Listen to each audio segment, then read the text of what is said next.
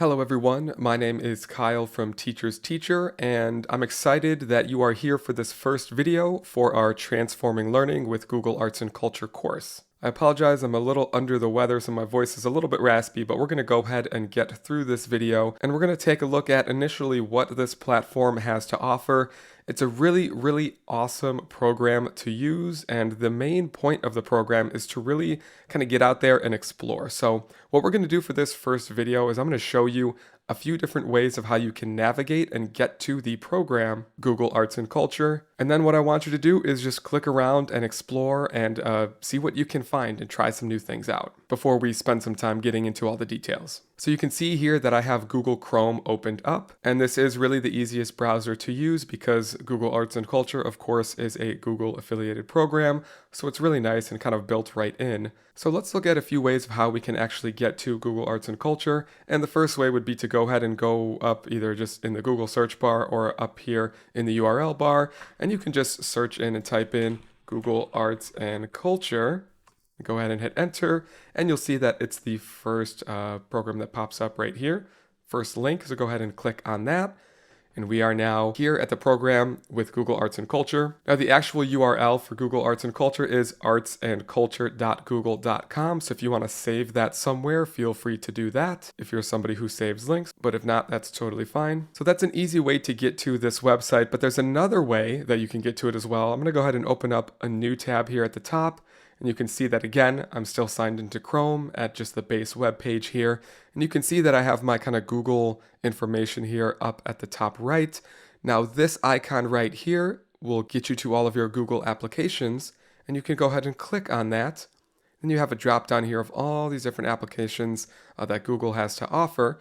And one of them, as you can see right here, is Google Arts and Culture. So if you go ahead and click on that just from that application, it'll take you right to the website and you are good to go. Now, if you go back here in your apps and your Google Arts and Culture icon isn't as high up as mine is, what you can do is you can go ahead and click the edit button right here.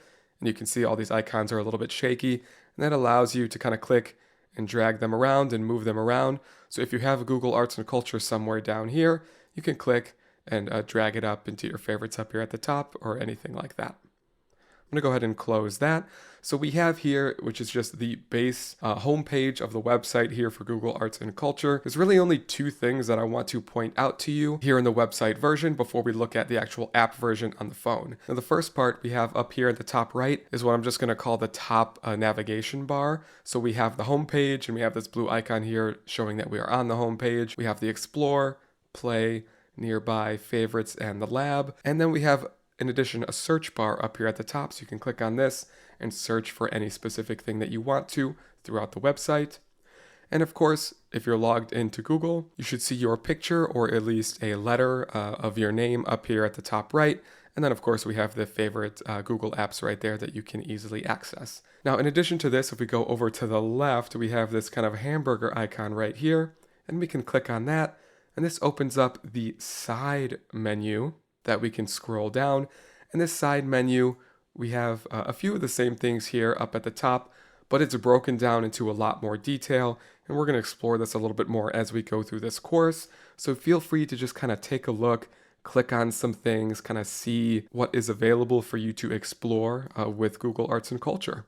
So this is how we can get to our website. And now what I'm going to do is I'm going to switch over to my phone and I'm going to show you how you can look at this website through an application on your phone or on a tablet. So let's go ahead and do that now. All right, everybody, so here I am on my phone, and all we need to do when we're on our phone to get to the Google Arts and Culture app, first we need to go ahead and download the app.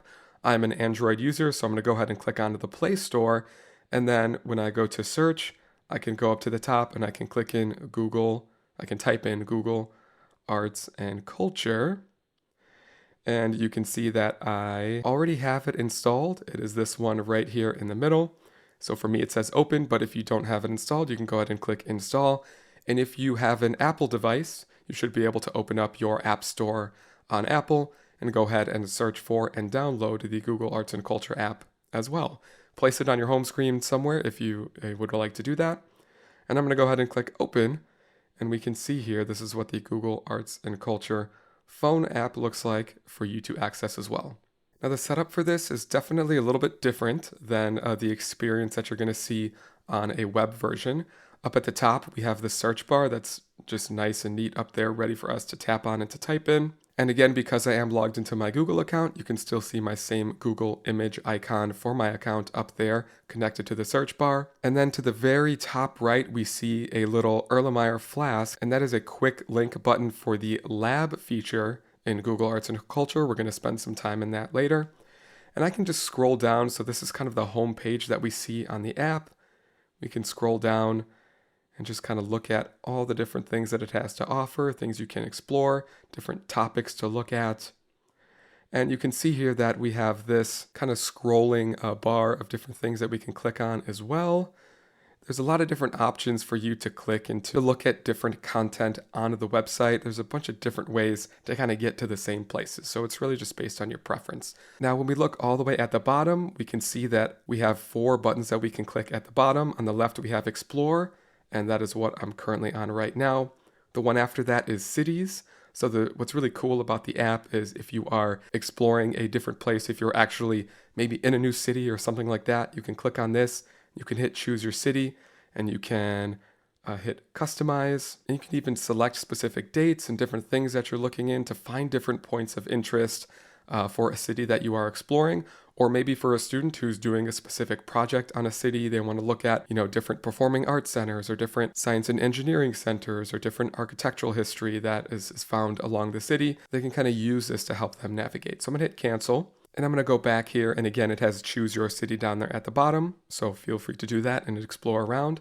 The next button we have here is the play button. You're going to find in Google Arts and Culture, there's a lot of different types of just cool and unique ways to interact with the website and with the app. And the app has very specific pieces that actually aren't available on the website as well that you can play around with. So feel free to go ahead and look through. There's a bunch of different really cool 2D and 3D kind of AR and VR things that you can do, augmented reality and virtual reality, and just a lot of different ways for you to explore and learn and really just have fun. And again, there's a menu here that you can kind of scroll through at the top to take a look there.